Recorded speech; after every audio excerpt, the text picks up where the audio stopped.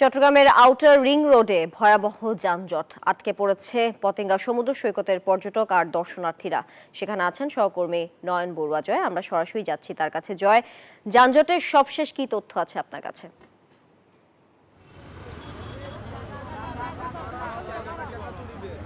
ধন্যবাদ তারই আপনাকে। আমরা দেখানোর চেষ্টা করছি আউটার রিং রোড বলতে যে সৈকত যাওয়ার যে সড়কটি সাগর পার ঘেঁষে আউটার রিং রোডটি নির্মাণ করা হয়েছিল।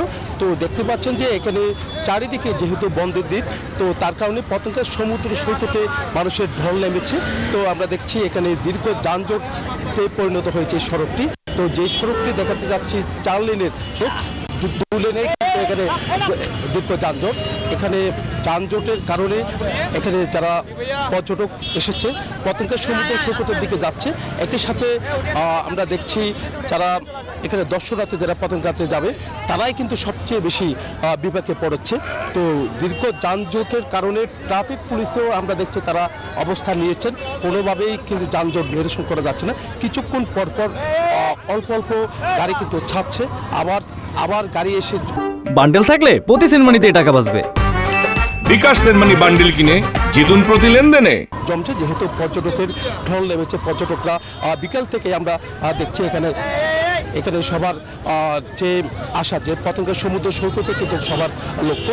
তো যানজটের শহরে পরিণত হচ্ছে। যখন কিন্তু একেবারে অফিস থেকে নিয়ে সব কিছু খোলা থাকে তখন কিন্তু চট্টগ্রাম শহরে যানজট থাকে।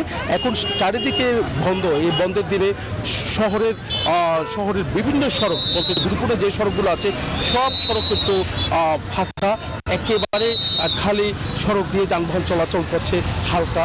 তো দেখা যাচ্ছে এখানে গাড়ির চাপ যেমনটা বেশি তেমনিভাবে যানজটে পড়তে হয়েছে। এমনকি যারা পর্যটক তারাও কিন্তু আসলে অনেকটা সমস্যায় পড়েছেন। তারা বলছেন যে যেখানে 4 লেনের এই আউটার রিং রোড, তো 2 দিকে গাড়ি যাবে আবার 2 দিকে গাড়ি আসবে, সেখানে যানজট হচ্ছে। যে ট্রাফিক ম্যানেজমেন্ট কিছুটা হলেও পরিবর্তন আনা দরকার বলে তারা মনে করছেন। সেই জায়গায় যদি ট্রাফিক ম্যানেজমেন্ট যদি একটু সতর্ক থাকে তাহলে কিন্তু আসলে যানজটটা এই সড়কে, যে গুরুত্বপূর্ণ এই সড়কে যানজট থাকার কথা না বলে আমাদেরকে জানিয়েছেন। এই ছিল আমার এখানকার সর্বশেষ। ফিরে যাচ্ছি স্টুডিওতে তানিয়ার কাছে। জয়, আপনাকে ধন্যবাদ চট্টগ্রাম থেকে সরাসরি যুক্ত থাকার জন্য।